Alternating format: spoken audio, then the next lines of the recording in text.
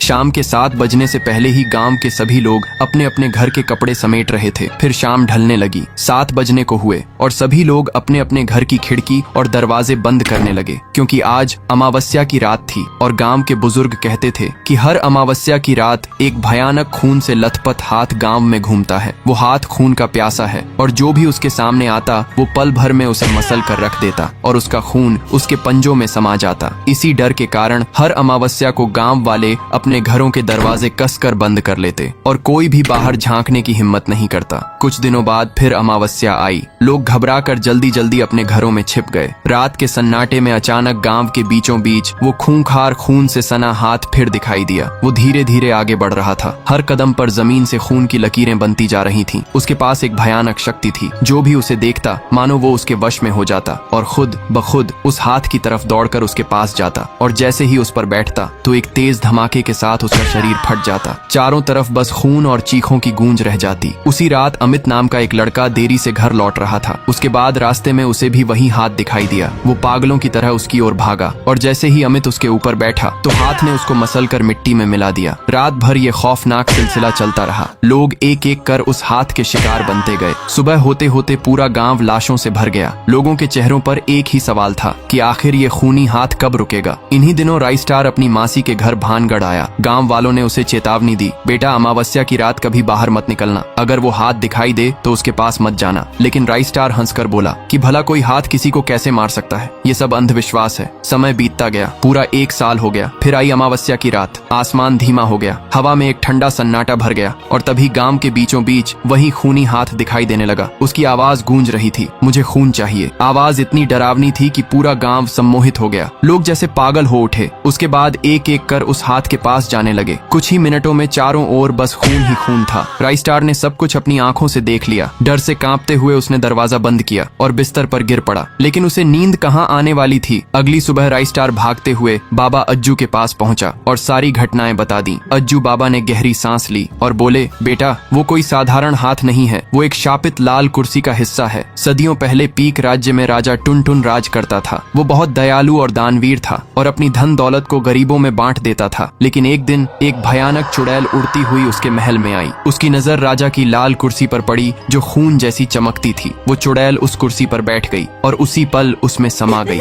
अगली सुबह जब राजा टुनटुन कुर्सी पर बैठा तो कुर्सी जिंदा हो उठी और उसी वक्त राजा को दबोच कर मार डाली। तब से जो भी उस कुर्सी पर बैठने की कोशिश करता है वो वहीं मर जाता है और उस कुर्सी में टुनटुन की आत्मा है जो अब उस खूनी हाथ के रूप में गांव गांव भटकती है। फिर बाबा अज्जू ने कहा कि अगर तुम में हिम्मत है तो उस हाथ को पकड़कर मेरे पास लाओ, लेकिन याद रखना इस काम में तुम्हारी जान भी जा सकती है। राइस्टार ने बिना डरे कहा कि बाबा मैं उसे जरूर रोकूंगा। कुछ दिनों बाद फिर वही अमावस्या आई। रात के ठीक 12 बज रहे थे। आसमान में काले बादल थे और गांव पर मौत का साया मंडरा रहा था। राइस्टार अकेला खड़ा था। उसकी आंखों में डर नहीं बल्कि सीने में जिगरा था। फिर जैसे ही वो हाथ उसके सामने आया तो राइस्टार उस हाथ से बोला कि अगर हिम्मत है तो मेरा सामना कर। बस इतना सुनते ही हाथ गुस्से से पागल हो उठा। वो चीखा और राइस्टार की ओर झपटा। राइस्टार जंगल की ओर भागा। कुछ ही देर में वो जंगल में पहुंच गया। हवा में उड़ते हुए और पानी पर दौड़ते हुए वो भाग रहा था। हाथ तेजी से उसका पीछा कर रहा था। कुछ ही पलों में वो भयानक हाथ राइस्टार को जकड़ गया और एक झटके में राइस्टार का शरीर फट पड़ा। इधर गांव में 2 साहसी लड़के भी रहते थे। जब उन्हें यह खबर मिली तो वे हाथ को पकड़ने के लिए तुरंत दौड़े। जैसे ही दोनों हाथ के पास पहुंचे तो एक तेज आवाज के साथ उनके शरीर के भी चिथड़े उड़ गए। धीरे धीरे वो हाथ और भी भयानक हो गया और अब वो लोगों को दौड़ा दौड़ा कर मारने लगा।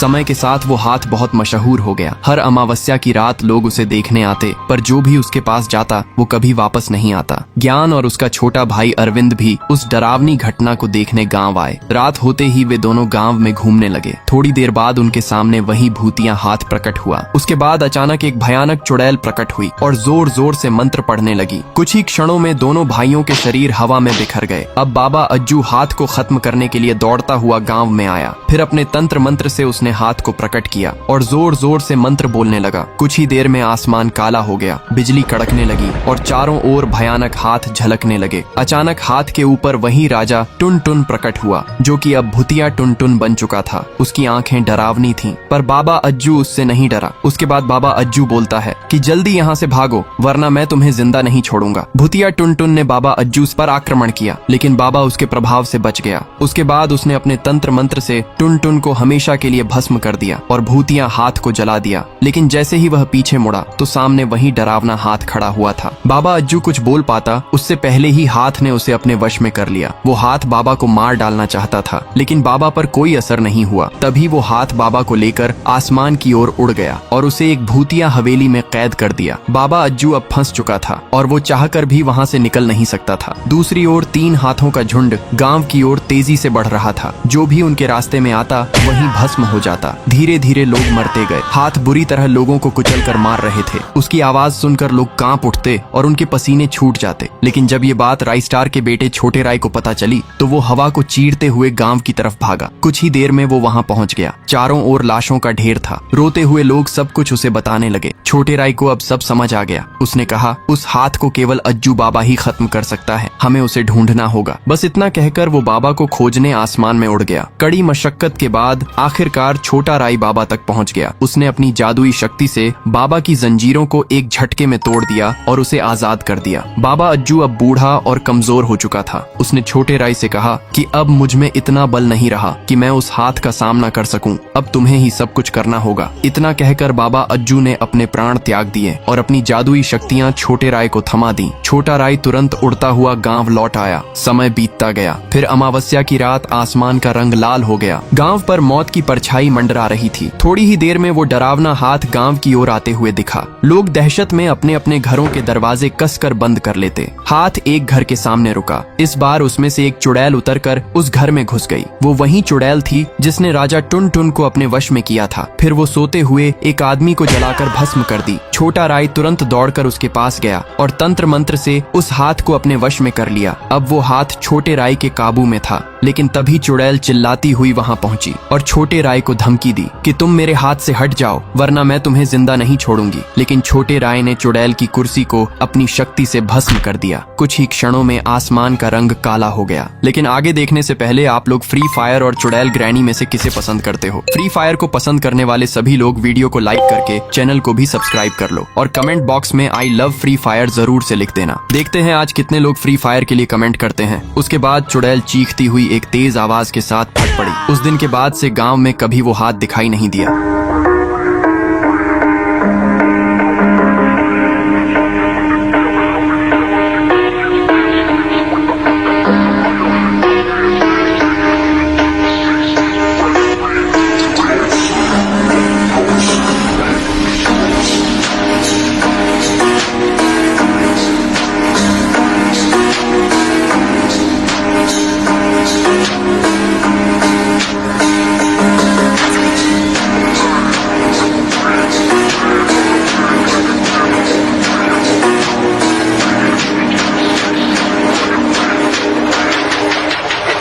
Ha ha ha ha ha.